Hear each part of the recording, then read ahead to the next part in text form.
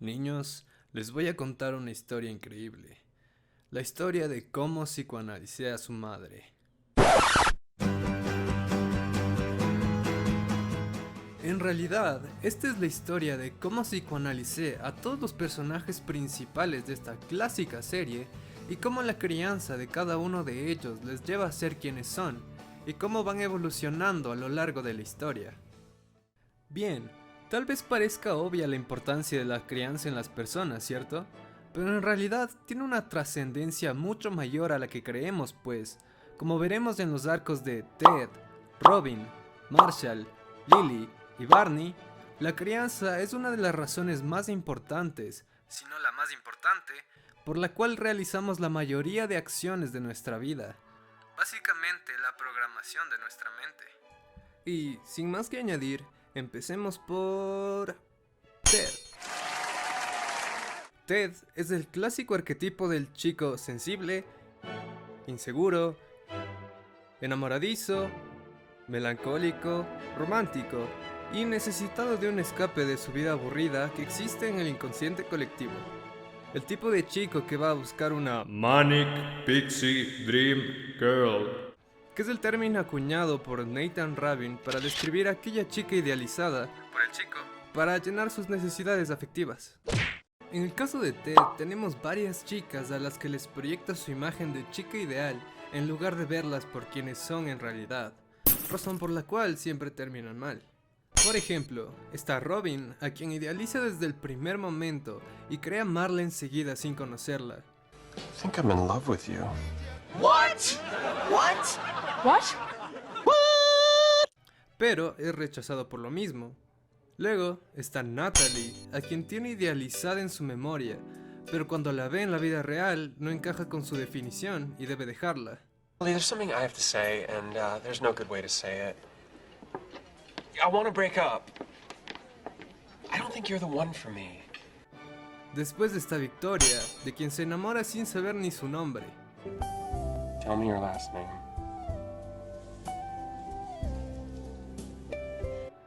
Luego Stella, a quien Ted quiere apresurar a ser su esposa en tiempo récord, haciendo que cumpla con sus expectativas, casi como una lista de compras.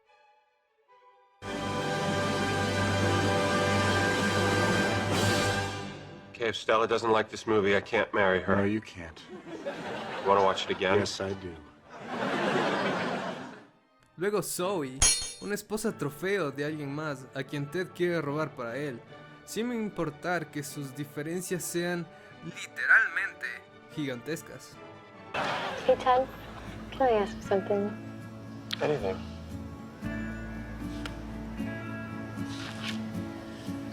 Will you sign this petition?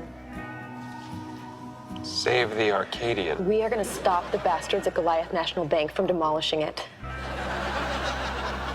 Will you support us? And you said? Where do I sign?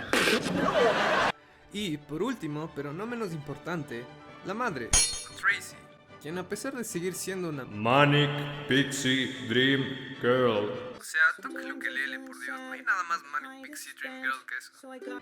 Es con quien Ted se queda al final después de que completa su arco, pero hablaremos de eso después. También está Karen, la primera chica en la vida de Ted, que además de ser una Manic Pixie Dream Girl, también tiene rasgos del arquetipo del héroe byroniano. Ya saben, sofisticación, desagrado por las normas sociales, cinismo, atracción sexual, bipolaridad y arrogancia. Eso que tanto usan en los libros para preadolescentes. Y la razón por la que Karen es así y no como las demás es porque Ted todavía es joven cuando la conoce y para entonces solo tiene la necesidad de conocer nuevas experiencias y nada más. Aún no se forma por completo su modelo de chica ideal que vemos después. Ah, y no hay que olvidar a Janet, que funciona como un espejo de la locura de Ted en su búsqueda de un ideal. Ahora, lo que nos interesa saber es, ¿por qué esta necesidad de buscar a alguien que encaje en un modelo tan específico? Pues veamos su crianza.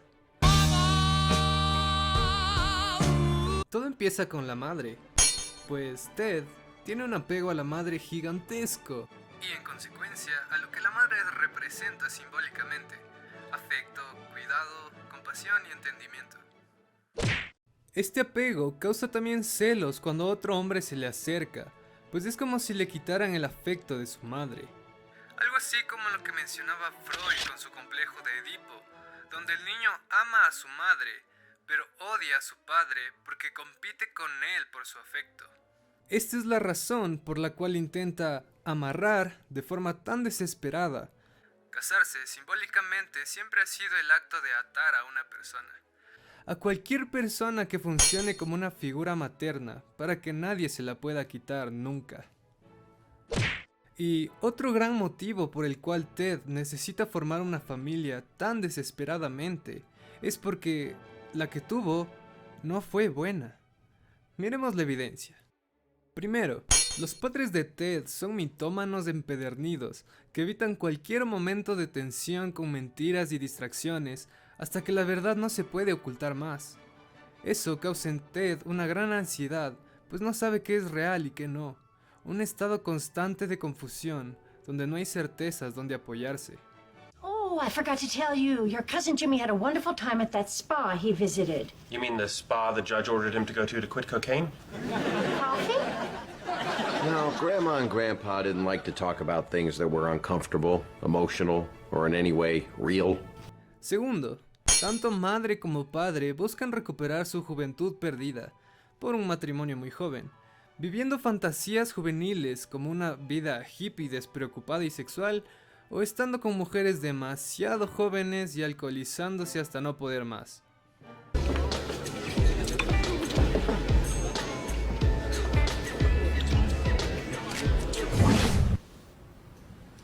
Oh my God. Is that really? Oh my God! I know. Y tercero, debe actuar como una figura paterna para su hermana porque sus padres nunca lo harán, lo que no le corresponde hacer. I love my sister, and as her older brother, it's my job to protect her from guys like you. You don't trust me, do you? No, and I don't trust her either. Fine. Por todo esto, Ted trata de compensar artificialmente eso que no tuvo de forma natural, criando hijos que no son suyos, sublimando esa energía en proyectos como el edificio, o incluso comprando la casa ideal para la familia ideal con la chica ideal.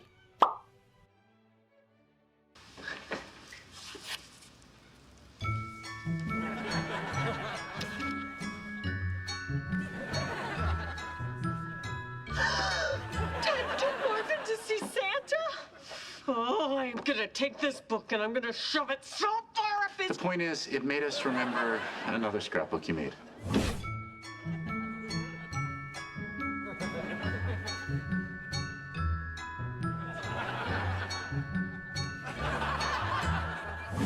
That project really was your baby, and now it's over, and you're scared to move on. So I'm thinking this room will be the study, you know, a place just for Dad. I mean, the kids are welcome in here if they're reading a book, but no toys. It's not a question of withholding love, it's a question of drawing boundaries. Whoa. Ted, this is insane. This is gonna take years and a small fortune to make livable. I'm an architect. I'll find a way. And if I start right now, it'll be done by the time the old wifey and I are ready to move in. A lo largo de la serie, sin embargo, vamos viendo la evolución del arco argumental de Ted, donde tiene sus momentos bajos, en los que sucumbe ante el deseo inconsciente de llenar sus vacíos, pero también sus momentos de redención, en los que logra dejar ir poco a poco esa necesidad de perfección y va soltando las expectativas. Hasta que al final, después de aceptar que lo que siempre quiso era un capricho inconsciente y buscar un nuevo horizonte, se le presenta eso mismo, pero esta vez sin expectativas provenientes de la carencia, sino de la plenitud, razón por la cual, cuando la pierde, puede seguir adelante. Ahora que hemos analizado el caso de Ted, vamos por Robin. Robin es la Manic Pixie Dream Girl de Ted, pero como vemos en la serie, es mucho más que eso. Es también una persona conflictuada por la crianza.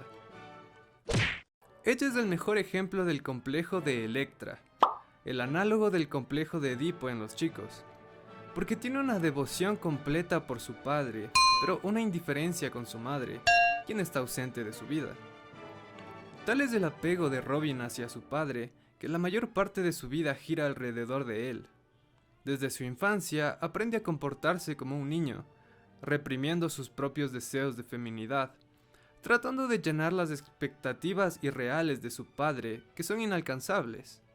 Esto porque los niños tienden a sacrificar sus deseos personales por no perder a su cuidador, ya que eso los dejaría indefensos ante el mundo hostil.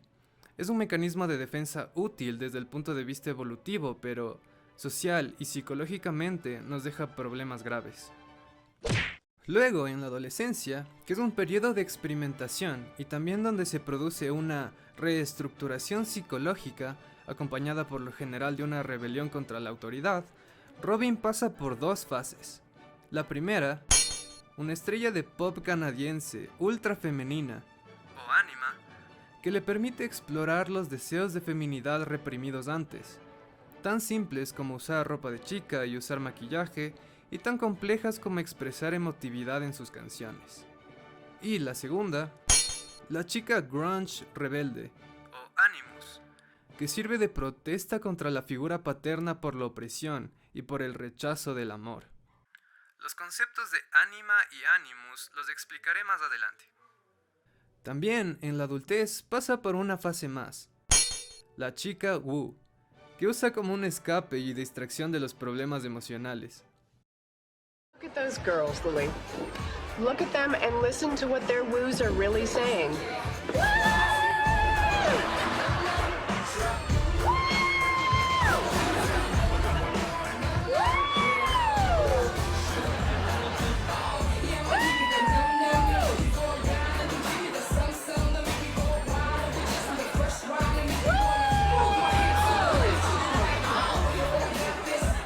Oh, those poor girls. And Ted. Pero lo verdaderamente interesante es cómo la figura paterna que es su referente afecta sus relaciones amorosas. Por un lado, está la búsqueda de todo lo que el padre no fue: amoroso, cuidador, sensible, orgulloso de ella, alguien con quien formar una familia real. Lo que encuentra en personas como Ted o Kevin, pero que, irónicamente, cuando encuentra a alguien así, se siente incómoda y debe huir porque no es a lo que está acostumbrada. Y, por el otro lado, está la costumbre de todo lo que su padre es: frío, distante, no disponible, no la prioriza, que encuentra en personas como Don, Simon o incluso Barney de las primeras temporadas.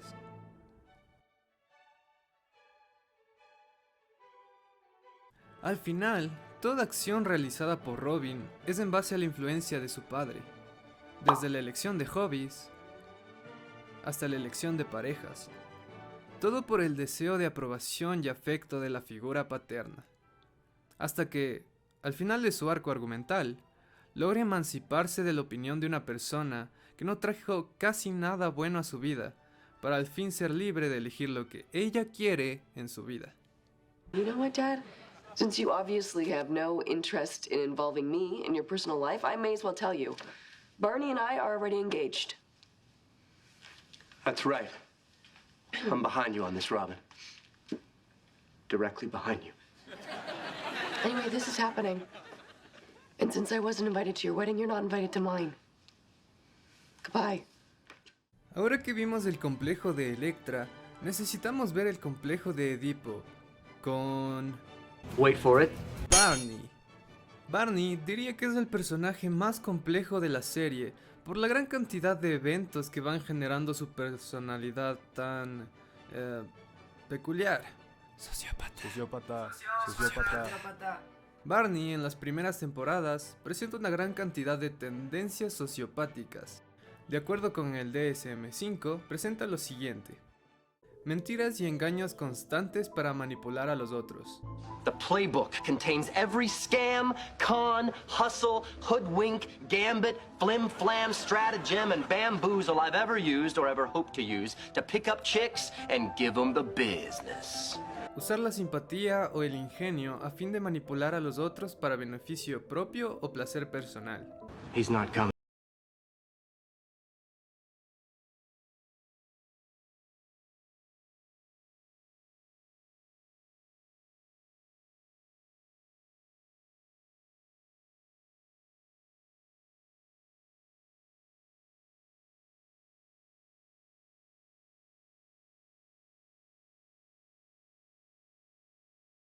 Marshall needs to do. He needs to stop being sad. When I get sad, I stop being sad and be awesome instead. True story. Problemas continuos con la ley, lo que incluye conductas delictivas. Impulsividad o falta de planificación. Hey, is that Marshall? Marshall, stop whatever you're doing, get in that hoopty-ass Fiero of yours and come meet us in Philly. Correr riesgos innecesarios o tener un comportamiento peligroso sin ningún tipo de preocupación por la seguridad personal o de los demás. Big plans with strangers drunk? Hey! Me and the Road Dogs going splitsies on a timeshare in Flint, Michigan. And non-refundably booked. Come on! I'm gonna buy you all some mopeds. Road Dogs! Comportamientos sexuales o consumo de sustancias que tengan un alto riesgo de producir consecuencias perjudiciales.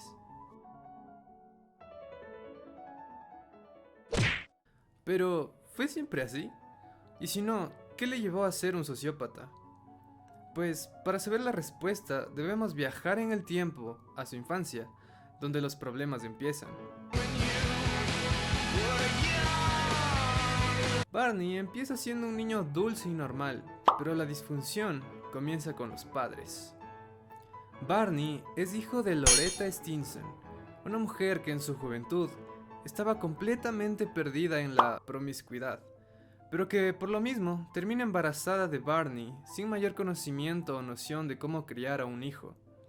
Es así como, cuando Barney va creciendo, Loretta, en un intento de darle lo mejor a su hijo, recurre a las únicas herramientas que conocía: las mentiras y la evitación. ¿Sabes lo que tienes, niño? Nos tienes a nosotros. Nos tenemos el uno al otro. Si eso no es una familia, no sé lo que es. Loretta crea así un mundo de fantasía para tapar el solitario y triste mundo real. Sin embargo, todas estas mentiras, aunque dichas con buena intención, crean en Barney un esquema mental muy patológico. Primero, le da conocimiento falso de su entorno, que no permite una adaptación adecuada y, cuando el conocimiento real aparece, causa inestabilidad en su esquema. Una inestabilidad que la mente considera peligrosa, por lo cual trata de negarla a través de mecanismos de defensa. Y, segundo, le enseña cómo debe actuar en el mundo. ¿Recuerdan el primer rasgo de sociopatía? Pues Barney miente por todo. A pesar de todo lo anterior, Barney tiene un gran apego hacia su madre, pues, a fin de cuentas, es la única persona que cumplió el rol de cuidador, madre, padre, entrenador de básquetbol, jefe de correos y demás en su vida. Razón por la cual, cuando conoce a una persona similar, en Nora, se siente cómodo. Aunque la razón por la que no funciona con Nora es porque ella es un catalizador de cambio positivo en su vida, pues le hace dejar la mala vida y le da la oportunidad de tener eso que nunca tuvo. Lastimosamente, Barney, como Robin, en ese punto de la vida no está listo para todo eso, y lo arruina de forma inconsciente a causa de la resistencia psicológica.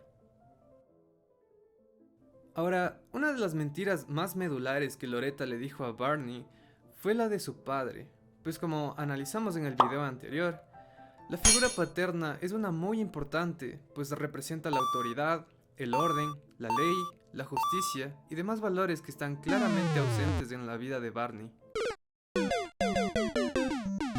Interesantemente, Barney suele intentar ser una figura paterna para las personas a su alrededor, como Ted, Marshall o su hermanastra Carly, en una compensación de lo que no tuvo él mismo. Esto suele ser un efecto psicológico común en las personas, un intento de buscar el equilibrio mental. Por suerte, eventualmente Barney acepta que no sabe quién es su padre real y decide buscar esa figura que no tuvo. Es así como decide confrontar a su padre biológico, pero con expectativas completamente erróneas de lo que es un padre, por los modelos que tuvo. Lo más cercano que tuvo a una figura paterna fue un mago que se acostaba con su madre, una persona en una televisión y su tío. Que en realidad no era su tío, sino su verdadero padre, pero Loretta le dijo que era su tío porque quería protegerlo de la versión irresponsable e inmadura que tenía en ese tiempo. Sin embargo, cumple la función de figura paterna, incluso diciéndole que nunca deje de parrandear, lo que se graba con fuego en su inconsciente, una de las razones por las cuales se mantiene inmadura hasta la edad adulta. Es por eso que cuando descubre a un Jerome Whittaker, adulto y responsable, trata de negarlo, proyectando sobre él solo lo que esperaba. Sin embargo, cuando decide bajar sus defensas y expresarse, es cuando puede empezar a mejorar sus problemas.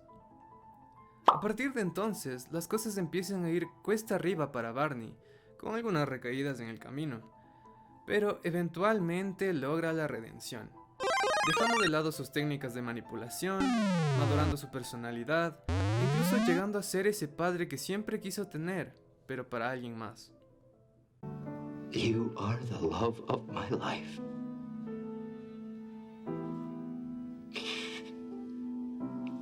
Everything I have and everything I am is yours. Forever.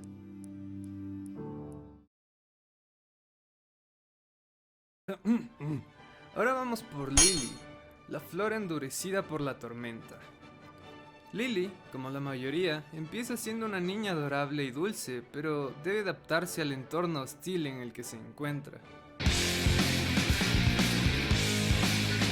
Lily es hija de Janice Aldrin, una mujer ausente por trabajar 2 trabajos y eventualmente divorciarse, que tiene ideas demasiado fijas, lo que le causa sufrimiento a su hija.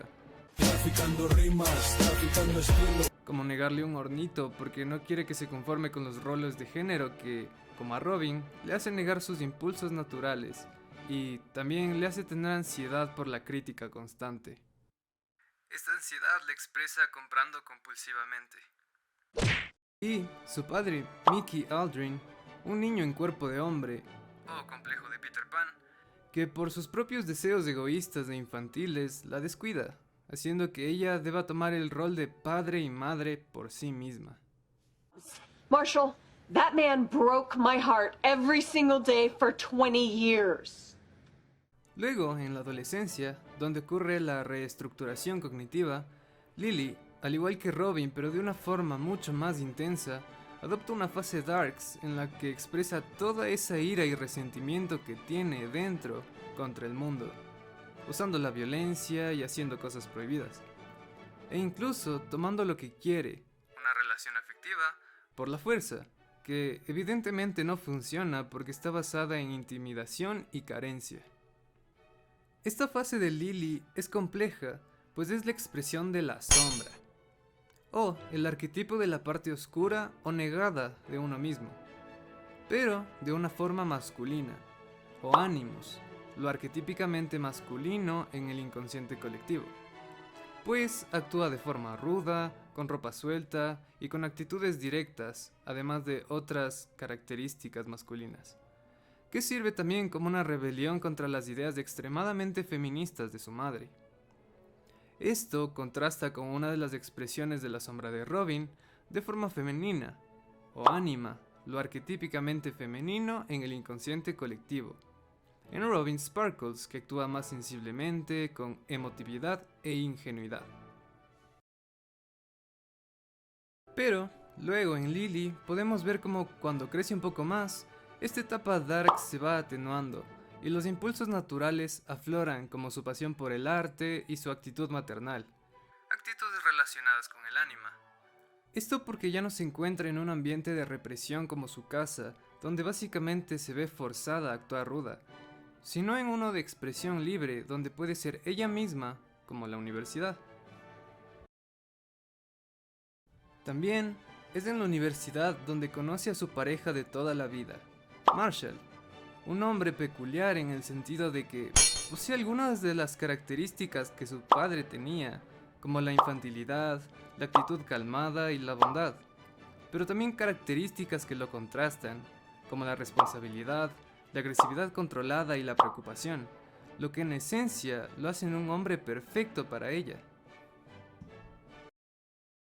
Por último, Lily, a pesar de tener un repudio a las características más negativas de sus padres, como las ideas fijas de su madre que causan incomodidad a su alrededor o el egoísmo de su padre, ella misma posee esas características, siendo una persona con ideas muy fijas de lo que es correcto, castigando a quienes no actúan como ella quisiera y pensando solo en ella y sus necesidades cuando toma decisiones. Ella, sin embargo, tiende a corregirse cuando se deja afectar por estas características, como cuando se disculpa con Ted por causar el rompimiento de sus relaciones, o cuando le dice a Marshall que debería quedarse para ser juez, abandonando así su sueño por su pareja. Y por último, pero no menos importante, Marshall, el más estable de todo el grupo. Marshall es el mejor ejemplo de una buena crianza, pues crece siendo una persona respetuosa por la ley, el orden y la justicia, valores brindados por una buena figura paterna, que termina convirtiéndose en abogado y eventualmente en juez para perpetuar estos valores. ¡Boom!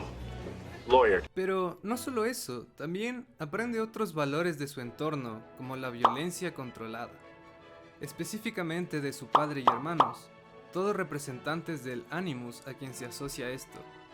Esto es muy común en la naturaleza, donde los cachorros juegan a pelear entre ellos o con sus padres para aprender a usar la violencia cuando sea necesario.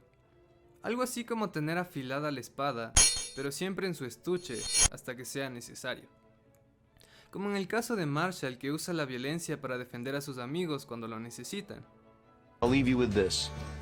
Don't ever get in a fight with Uncle Marshall. That guy's freaking crazy.